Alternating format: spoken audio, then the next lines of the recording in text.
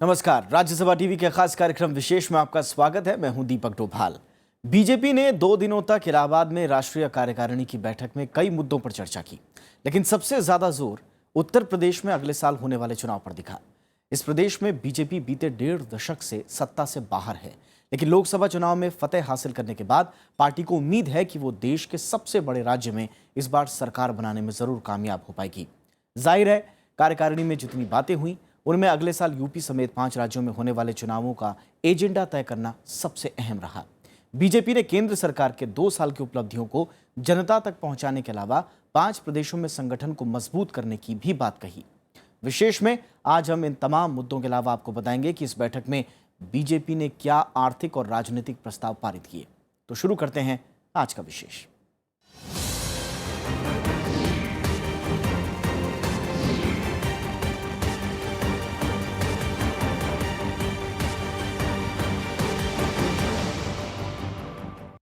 तो असम चुनाव की सफलता से उत्साहित बीजेपी की निगाहें अगले साल के विधानसभा चुनावों पर टिकी हैं। पार्टी की कोशिश है कि उन प्रदेशों में जीत हासिल की जाए जहां संगठन मजबूत है, जबकि जिन राज्यों में जनाधार कमजोर है वहां इसे बढ़ाया जाए। चुनावी रणनीतियों को ध्यान में रखकर ही बीजेपी ने इस बार उत्तर प्रदेश में राष्ट्रीय कार्यकारिणी की बैठक की।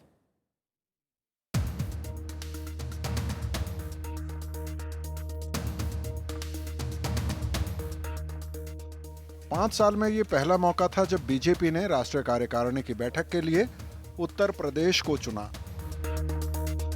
अगले साल 5 राज्यों में होने वाले चुनावों पर बीजेपी की खास निगाह है। हाल ही में बीजेपी की अगुवाई वाली केंद्र सरकार ने 2 साल पूरे होने के मौके पर जिस तरह के आयोजन किए, उसके बाद अपने कामकाज को जनता के बीच आक्रामक तरीके से बीजेपी ले जाना चाहती है। 5 राज्यों के चुनाव में अब साल भर का वक्त है, लिहाजा पार्टी की कोशिश है कि इससे पहले प्रचार के सहारे वे इन राज्यों में अनुकूल माहौल तैयार करे।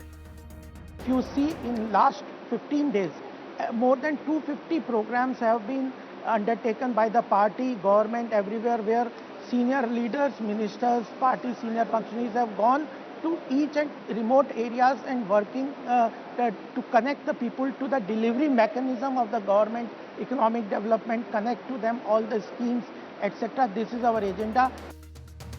असम विधानसभा चुनाव के नतीजों से उत्साहित बीजेपी की कोशिश है कि उन राज्यों में सत्ता तक पहुंचा जाए जहां वो लंबे समय से दूर रही है। 2017 में मणिपुर, उत्तर प्रदेश, उत्तराखंड, पंजाब और गोवा में चुनाव होने हैं। इनमें से गोवा और पंजाब में बीजेपी और सहयोगी पार्टियों की सरकार है, जबकि 3 राज्यों में बीजेपी कुर्सी से दूर है। इनमें उत्तर प्रदेश पर पार्टी की पैनी निगाह है। सीट, आबादी और क्षेत्रफल सभी लिहाजों से उत्तर प्रदेश देश का सबसे बड़ा राज्य है, जबकि उत्तराखंड में नाटकीय राजनीतिक हलचल के बाद बीजेपी जीत की पूरी कोशिश में है। राष्ट्रीय कार्यकारिणी में जिन 5 राज्यों के चुनाव होने हैं उनकी रणनीति पर चर्चा होनी थी, कार्यक्रमों पर चर्चा होनी थी। देश बढ़ रहा है, देश आगे बढ़ रहा है। प्रधानमंत्री की सफल विदेश यात्राओं की चर्चा होनी थी। देश में जीडीपी की दर व्यवस्थित हुई, आर्थिक समृद्धि की ओर, विश्व आर्थिक मंदी की ओर है पर भारत आर्थिक समृद्धि की ओर है। विकास की नई अवधारणाएं लिखी जा रही हैं। हम राष्ट्रीय कार्यकारिणी में चर्चा उस बात की करने वाले थे। ये मीडिया का एजेंडा था कि चेहरा कौन होगा। कांग्रेस से बीजेपी में शामिल हुए हेमंत बिस्वा शर्मा को असम जीत में काफी अहम माना जा रहा है, जबकि उत्तराखंड में राजनीतिक अस्थिरता में अहम भूमिका निभाने वाले विजय बहुगुणा से बीजेपी को काफी उम्मीदें हैं।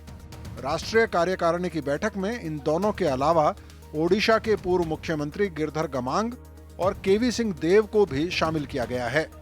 इनके अलावा उत्तर प्रदेश के लक्ष्मीकांत वाजपेयी, कर्नाटक के प्रहलाद जोशी, केरल के वी मुरलीधरन, पंजाब के कमल शर्मा और मणिपुर के चाओबा सिंह को भी जगह दी गई है। इनमें से ज्यादातर राज्यों में अगले 2 साल के भीतर चुनाव हैं। बीजेपी इन प्रदेशों में सांगठनिक मजबूती के लिए जोर लगा रही है। What we want to convey to the people, it is economic development, economic development, economic development, creating employment, creating infrastructure, fighting crony capitalism, fighting corruption, fighting black money, giving better benefits to agriculture sector, uplifting the rural economy. This is our agenda. This we will fight all elections, and this is being accepted and this is being liked of Mr. Modi government by the people. इससे पहले उत्तर प्रदेश में BJP की आखिरी राष्ट्रीय कार्यकारिणी की बैठक ठीक इसी तरह चुनाव से एक साल पहले हुई थी, लेकिन उस बार उत्तर प्रदेश में चुनाव में बीजेपी को पिछले चुनाव से भी कम सीटें हासिल हो पाई थीं। पार्टी की कोशिश है कि इस बार उत्तर प्रदेश में जीत हासिल कर सत्ता तक पहुंचा जाए। असम में मिली शानदार जीत से उत्साहित होकर बीजेपी ने देश के बाकी पूर्वी राज्यों में भी अपनी जड़ें जमाने का फैसला किया है, लेकिन देश के राजनीतिक रूप से सबसे महत्वपूर्ण राज्य उत्तर प्रदेश में बीजेपी के लिए जीत की राह आसान नहीं होगी। और ऐसे में एक बार फिर पार्टी प्रधानमंत्री नरेंद्र मोदी की लोकप्रियता और उनकी सरकार के द्वारा किए गए कामों के दम पर चुनाव मैदान में उतर रही है। कैमरा पर्सन मनोज कुमार के साथ विशाल दहिया, राज्यसभा टीवी, इलाहाबाद। और बीजेपी की राष्ट्रीय कार्यकारिणी की बैठक में कुछ प्रस्ताव भी पारित हुए हैं। इसमें से एक आर्थिक प्रस्ताव भी है। प्रस्ताव में यह दावा किया गया है कि प्रधानमंत्री नरेंद्र मोदी के नेतृत्व में देश सबसे तेजी से बढ़ती अर्थव्यवस्था के तौर पर उभरा है। पार्टी के मुताबिक यूपीए सरकार एनडीए सरकार के लिए बेहद खराब अर्थव्यवस्था छोड़कर गई।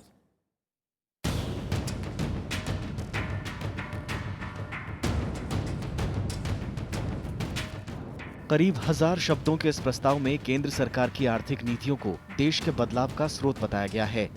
प्रस्ताव में दावा किया गया है कि पूर्ववर्ती यूपीए सरकार नई सरकार के लिए बेहद चरमराई हुई अर्थव्यवस्था और संसाधनों का भयंकर संकट छोड़कर गई। पार्टी के मुताबिक इसके बावजूद नई सरकार वित्तीय घाटे और मुद्रास्फीति को नियंत्रित करने में कामयाब हुई। प्रस्ताव में केंद्र सरकार की आर्थिक उपलब्धियों को 4 बिंदुओं के जरिए विस्तार दिया गया है। इसमें सबसे पहले कुप्रबंधित अर्थव्यवस्था की विरासत शामिल है। इसमें यूपीए शासन की आर्थिक नीतियों की कड़ी आलोचना की गई है। पार्टी के मुताबिक यूपीए सरकार के आखिरी 2 साल बेहद खराब थे। 2011-12 में विकास दर 6.5% तक गिर गई, जबकि औद्योगिक विकास दर मात्र 2.9% रही और बाद में नकारात्मक हो गई। बीजेपी के मुताबिक इस दौरान सार्वजनिक क्षेत्र के बैंकों की हालत खस्ता रही और नीतिगत स्तर पर सरकार की स्थिति बेहद खराब रही। आर्थिक प्रस्ताव का दूसरा बिंदु है भारत मंदी के वैश्विक माहौल में आशा की किरण।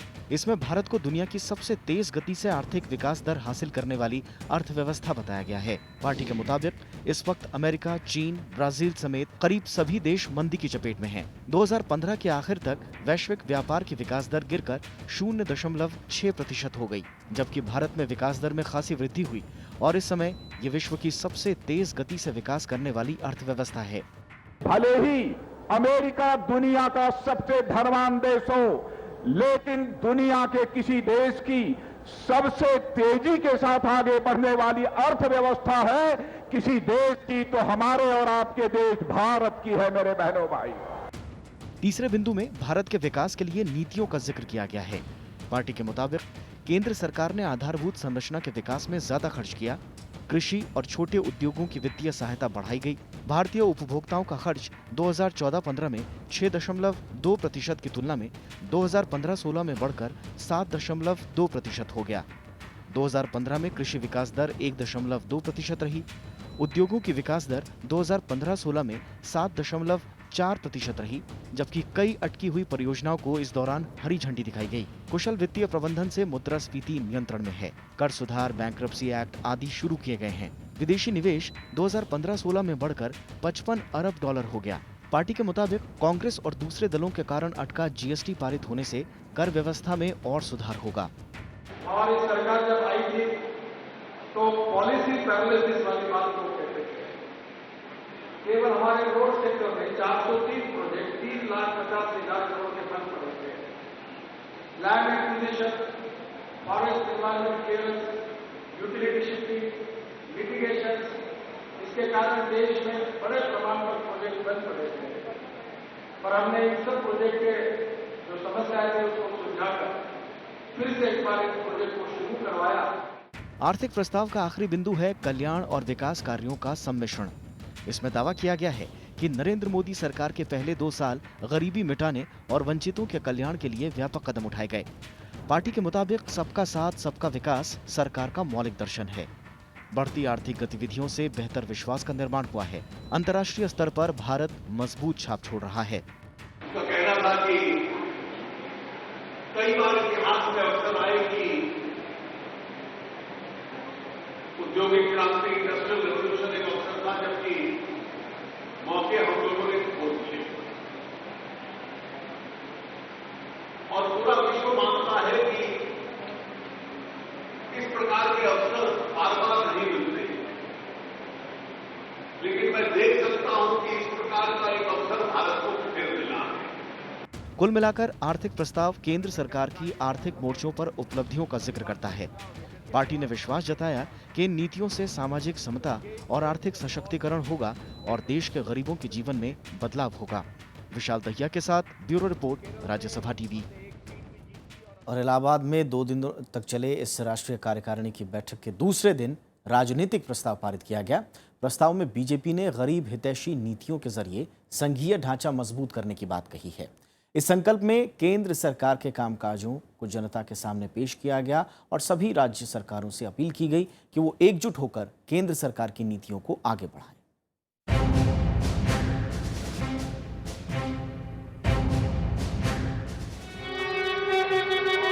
बीजेपी की राष्ट्रीय कार्यकारिणी की बैठक में पारित राजनीतिक प्रस्ताव में केंद्र सरकार की उपलब्धियों पर जोर दिया गया। प्रस्ताव में आर्थिक तरक्की और गरीबों के लिए मोदी सरकार के कामकाज को गिनाया गया। पार्टी ने कहा कि गरीबों को मजबूत करना केंद्र सरकार का मुख्य लक्ष्य है।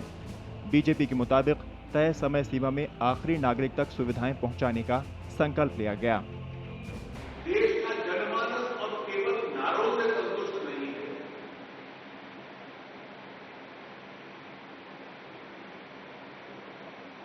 वो देश कैसे मजबूत हो रहा है वो इसकी चिंता करता है। राजनीतिक प्रस्ताव में प्रधानमंत्री नरेंद्र मोदी की अगुवाई में 2 साल में हासिल सफलताओं के लिए केंद्र सरकार को बधाई दी गई। प्रस्ताव में कहा गया कि प्रधानमंत्री मोदी जवाबदेही के साथ पारदर्शी शासन व्यवस्था देने में कामयाब रहे। प्रस्ताव में अंतर्राष्ट्रीय मंचों पर भारत के कदम की भी चर्चा की गई। बीजेपी ने असम के अलावा पश्चिम बंगाल, ओडिशा, आंध्र प्रदेश, तेलंगाना, केरल और तमिलनाडु में पार्टी को मजबूत बनाने की बात कही। बीजेपी ने केंद्र सरकार की आर्थिक नीतियों की भी तारीफ की। एक तरफ भारतीय जनता पार्टी और हमारे नेता नरेंद्र मोदी जी का ग्राफ बढ़ रहा है, दूसरी ओर हमारे विपक्ष बहुत कम होते जा रहे हैं। उनके हाथों में जिन राज्यों में सत्ता थी वो चली जा रही है, लोगों का उनके ऊपर का विश्वास कम होते जा रहा है। राजनीतिक संकल्प में गरीबों की तरक्की और उनके लिए मुहैया कराए गए अवसर, गांवों के विकास पर जोर, इनोवेशन, सफाई अभियान, महिला सशक्तिकरण और भारत के भविष्य के लिए योजनाओं को शामिल किया गया। संकल्प में कहा गया कि केंद्र सरकार ने 2 साल में 21 करोड़ 81 लाख लोगों के बैंक खाते खोले। आधार योजना के जरिए देश के गरीबों को मुख्यधारा में शामिल किया गया। किसानों और कृषि के लिए सरकार ने 35,984 करोड़ रुपए आवंटित किए। 2015-2016 में रोजाना देहातों में 100 किलोमीटर सड़क बनाई गई। बीते 1 साल में 7,789 गांवों तक बिजली पहुंचाई गई। संकल्प में यह भी कहा गया कि केंद्र सरकार ने संघीय ढांचे को मजबूत करने के लिए राज्य सरकारों के आवंटन में 10% की बढ़ोतरी की। बेटी बचाओ बेटी पढ़ाओ योजना की भी तारीफ की गई। साथ ही single window online portal, startup India और डिजिटल इंडिया जैसी योजनाओं को सफल करार दिया गया। संकल्प के मुताबिक पारदर्शी नीलामी के जरिए केंद्र सरकार 34 लाख करोड़ रुपए बचाने में कामयाब रही। 2 साल पहले शुरू हुए स्वच्छ भारत अभियान की भी तारीफ की गई। संकल्प के मुताबिक इस अभियान के बाद देहातों में सफाई 42% से बढ़कर 52% हो गई। राजनीतिक संकल्प में कहा गया कि बीते 1 साल में देश में 3018 मेगावाट सौर ऊर्जा की बढ़ोतरी हुई। राजनीतिक संकल्प में सरकार की योजनाओं के साथ साथ और भी कई मुद्दों पर चर्चा की गई। दुनिया में और देश में प्रधानमंत्री नरेंद्र मोदी जी के नेतृत्व में हमारी सरकार की, हमारी पार्टी की और हमारी विचारधारा की जो सफलता है वो आने वाले समय में देश के तकदीर को और देश के भविष्य को बदलने वाली बात है। और इसलिए मैं इन आधारों के आधार पर इस प्रस्ताव में इस बात का जिक्र किया गया। राजनीतिक संकल्प में 26 नवंबर को संविधान दिवस के तौर पर मनाने की चर्चा की गई और कहा गया कि डॉक्टर भीमराव अंबेडकर के जीवन से जुड़ी 6 जगहों को विकसित किया जाएगा। बीजेपी ने प्रस्ताव में कांग्रेस समेत विपक्ष की आलोचना की। संकल्प में बीजेपी कार्यकर्ताओं और समर्थकों से कहा गया कि वो सरकार की पहल और कामयाबियों की जानकारी घर घर तक पहुंचाएं। विशाल दहिया, राज्यसभा टीवी, इलाहाबाद। और बीजेपी की बैठक के बाद प्रधानमंत्री नरेंद्र मोदी ने इलाहाबाद में एक रैली भी की। पार्टी ने इस रैली को परिवर्तन रैली का नाम दिया था। प्रधानमंत्री ने अपने संबोधन में राज्य की बदहाली के लिए समाजवादी पार्टी और बहुजन समाज पार्टी को जिम्मेदार ठहराया।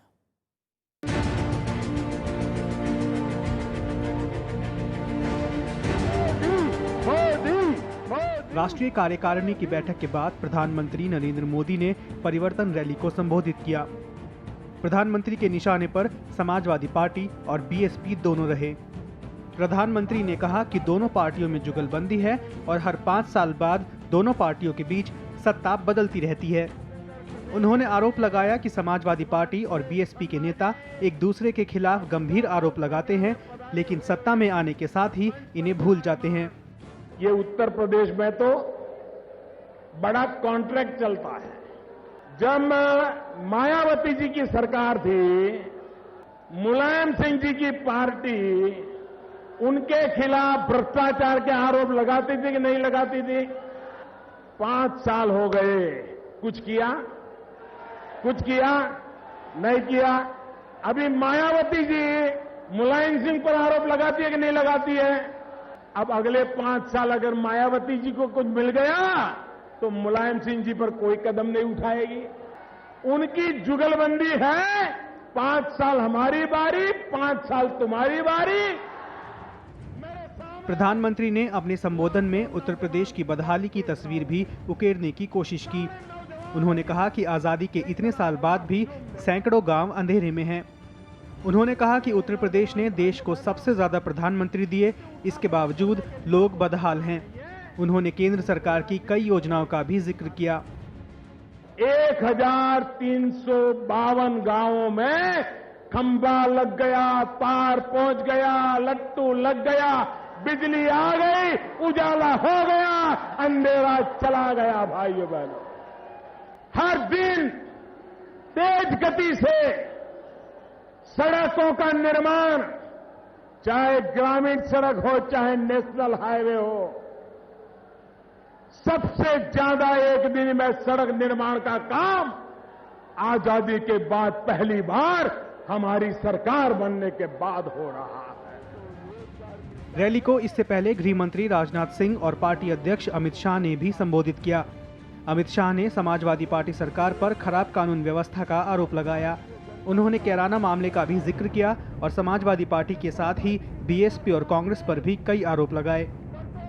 देश भर में लॉ एंड ऑर्डर की व्याख्या है कानून और व्यवस्था।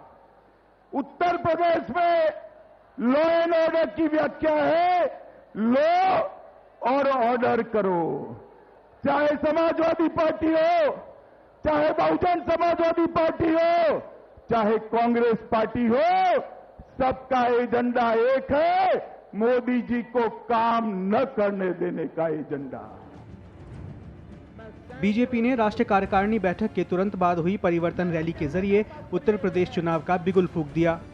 उत्तर प्रदेश में अगले साल चुनाव होने हैं और राष्ट्रीय कार्यकारिणी की बैठक में भी उत्तर प्रदेश पर खास फोकस रखा गया। विशाल दहिया के साथ ब्यूरो रिपोर्ट, राज्यसभा टीवी। जैसा हमने बताया कि बीजेपी की राष्ट्रीय कार्यकारिणी में वैसे तो कई मुद्दों पर बात हुई, लेकिन पार्टी के एजेंडे में उत्तर प्रदेश का चुनाव सबसे अहम दिखा। राजनीतिक और आर्थिक प्रस्ताव में खासतौर से उत्तर प्रदेश का जिक्र तो नहीं किया गया, लेकिन बैठक के दौरान नेताओं की बातचीत और बाद में प्रधानमंत्री नरेंद्र मोदी और पार्टी अध्यक्ष अमित शाह के भाषण से यह साफ जाहिर हुआ कि यूपी पार्टी के एजेंडे में सबसे ऊपर है।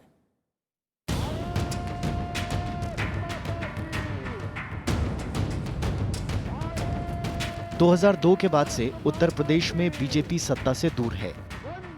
इस दौरान 2 बार बीएसपी और 2 बार समाजवादी पार्टी ने राज्य में बदल बदल कर सरकार बनाने में कामयाबी हासिल की।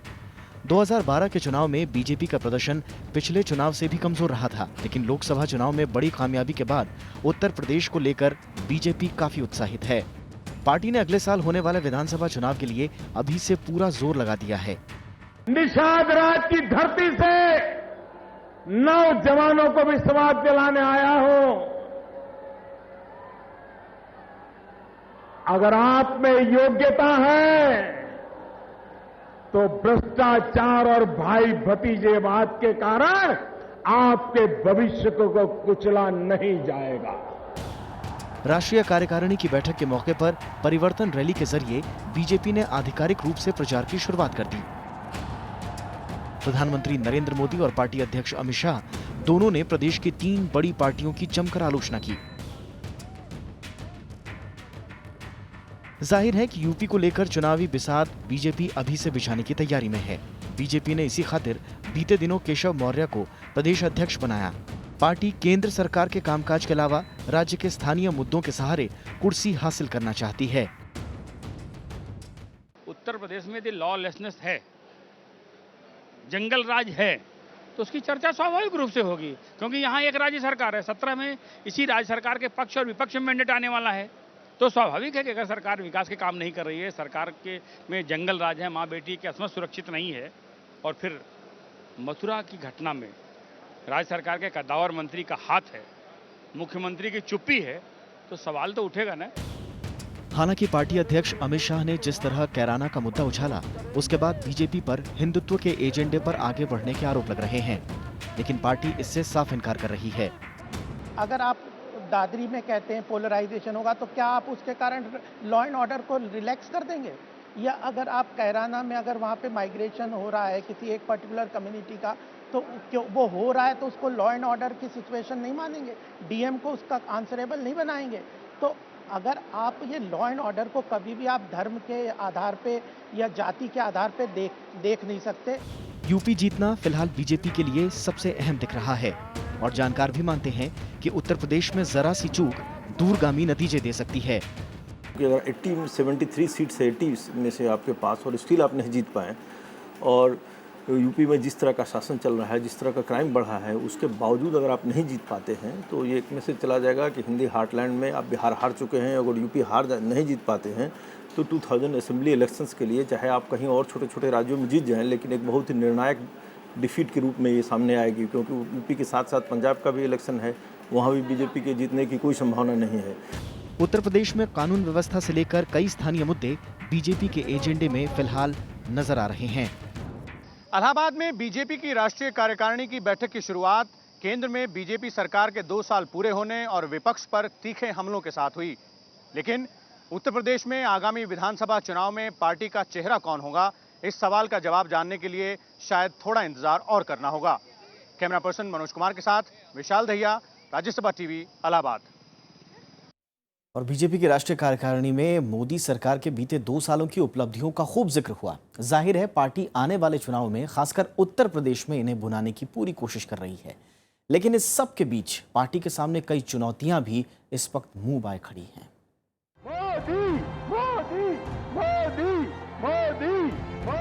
बीजेपी अपनी उपलब्धियों के दम पर जनता के बीच में है। निशाने पर आने वाले विधानसभा चुनाव है। इलाहाबाद से उत्तर प्रदेश का बिगुल भी फूंक दिया गया है, लेकिन इससे पहले पार्टी को कुछ अंदरूनी चुनौतियों से पार पाना होगा। सबसे बड़ी चुनौती सरकार की उपलब्धियों को धरातल पर हकीकत का जामा पहनाने की होगी। जो डिस्कशंस हो रहे हैं कि जीडीपी ग्रोथ बढ़ा है और चाहे इन्फ्लेशन कम हुआ है, ये सारे चीज़ हैं, लेकिन ग्राउंड पर क्या इसका फ़ायदा लोगों को दिखाई दे रहा है? शायद एक परसेप्शन जो मीडिया में क्रिएट हुआ है, लेकिन ग्राउंड पर ये परकुलेट बेनिफिट नहीं हुआ है, ट्रिकल डाउन इफेक्ट। एक और पार्टी का सबसे बड़ा चेहरा खुद प्रधानमंत्री बने हुए हैं, तो दूसरी ओर सरकार के कई मंत्रियों की कार्यशैली पर सवाल भी उठे। जानकार मानते हैं कि पार्टी के लिए अंडर परफॉर्म कर रहे मंत्री बड़ी चिंता साबित हो सकते हैं। कुछ मंत्री को अगर हैंडफुल ऑफ मिनिस्टर्स को छोड़ दीजिए, कुछ मंत्री तो कहीं ना कहीं बहुत सारे अंडर परफॉर्मर इस मिनिस्ट्री में हैं, जो कि प्राइम मिनिस्टर के अपने कार्यशैली और कुछ क्षेत्रों में सफलता के कारण वो अंडर परफॉर्मेंस दिखाई नहीं दे रहे हैं। पार्टी की दूसरी चुनौती संगठनात्मक स्तर पर भी बताई जा रही है। पार्टी के वरिष्ठ नेता, जिन्हें मार्गदर्शक मंडल बताया जाता है, उनकी नाराजगी की खबरें मीडिया में आती रहती हैं। जानकार मानते हैं कि आने वाले चुनाव में पार्टी और खुद प्रधानमंत्री नरेंद्र मोदी के प्रति उनका रवैया भी काफी कुछ तय करेगा। नवविक्रम सिंह, राज्यसभा टीवी।